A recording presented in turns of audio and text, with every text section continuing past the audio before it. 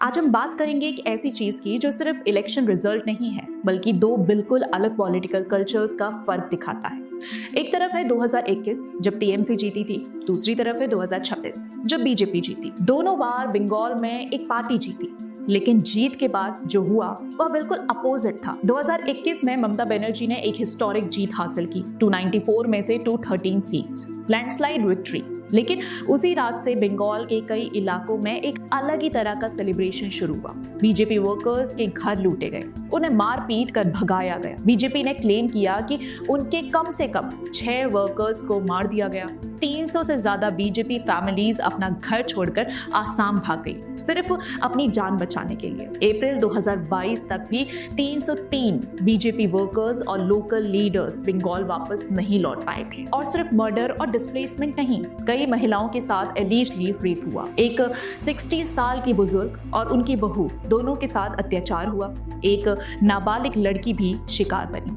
ये केसेस सीधे supreme court तक पहुंचे। सीबीआई ने 52 मर्डर या सस्पिशियस डेथ के केसेस इन्वेस्टिगेट किए और 39 रेप और मोलेस्टेशन के केसेस। कलकत्ता हाई कोर्ट को स्पेसिफिकली एक 5 जज का बेंच बनाना पड़ा सिर्फ इस वायलेंस को मॉनिटर करने के लिए। आसाम के सीएम हिमंता बिस्वा शर्मा ने खुद कहा, ये डेमोक्रेसी का अगली डांस है। अब सबसे बड़ा सवाल आपके मन में ये उठता होगा कि ममता बनर्जी ने कुछ किया? उन्होंने एक बार भी पब्लिकली माफी नहीं मांगी, कोई एक्नॉलेजमेंट नहीं दिया, कोई अकाउंटेबिलिटी नहीं ली। उल्टा जिस पुलिस को इलेक्शन कमीशन ने ट्रांसफर किया था ताकि सिचुएशन कंट्रोल हो, ममता ने वही पुलिस ऑफिसर्स सीएम बनते ही वापस रेनस्टेट कर दिए। मतलब जो सिस्टम वायलेंस रोक सकता था उसे ही हटा दिया गया। 15 साल के टीएमसी राज में बंगाल में पॉलिटिकल वायलेंस एनसीआरबी के डेटा के हिसाब से पूरे देश में सबसे ज्यादा था और इसके बाद भी लीडरशिप की तरफ से एक बार भी गलत हुआ नहीं सुना। अब आते हैं 2026 पर। 4 मई 2026 को बंगाल का इतिहास बदल गया। बीजेपी ने 206 सीट्स जीती 293 में से। टीएमसी 82 सीट्स पर सिमट गई और सबसे बड़ा सिंबॉलिक मूवमेंट, ममता बनर्जी अपनी खुद की सीट भवानीपुर से हार गई। शुभेंदु अधिकारी ने उन्हें उनके ही घर में हरा दिया। 15 साल की सरकार का अंत। जीत के बाद बीजेपी वर्कर्स कलीघाट मंदिर के बाहर नाचे, लोटस स्टैंप लगे हुए लड्डू बटे, हर हर मोदी के नारे गूंजे। सेलिब्रेशंस ममता के खुद के घर के बाहर भी हुए। पीएम मोदी ने कहा, गंगोत्री से गंगा सागर तक कमल ही कमल खिला हुआ है। और एक चीज जो बहुत इमोशनल थी, RG Kar medical college rape murder case की विक्टिम की मां रत्ना देवनाथ बीजेपी की टिकट पर पनिहाती से जीती।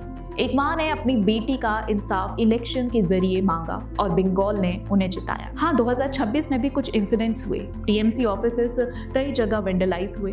आसनसोल में एक ऑफिस में आग लगी, कुछ जगह झड़पें भी हुई। लेकिन बीजेपी के सीनियर लीडर अर्जुन सिंह ने काउंटिंग के दिन ही पब्लिकली अपील की कि पार्टी वर्कर्स को कहा, रिस्ट्रेंट रखो, शांति रखो, लॉ एंड ऑर्डर मानो।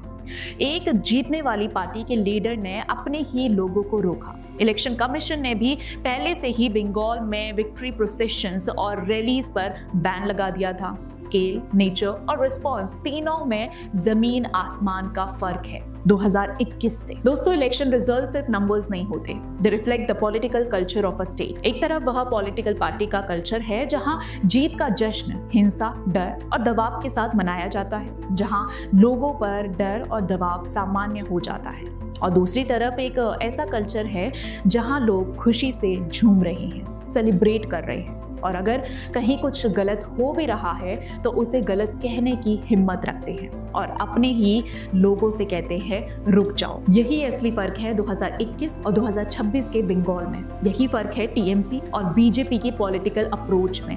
और इसी फर्क को बंगाल की जनता ने 4 मई 2026 को अपने वोट से साफ साफ दिखा दिया। अब दोस्तों, इस पर आपके क्या विचार है कमेंट बॉक्स में जरूर बताइएगा और वीडियो पसंद आई हो तो लाइक, शेयर और चैनल को सब्सक्राइब करना मत भूलिएगा। मिलते हैं अगले वीडियो में, तब तक के लिए धन्यवाद।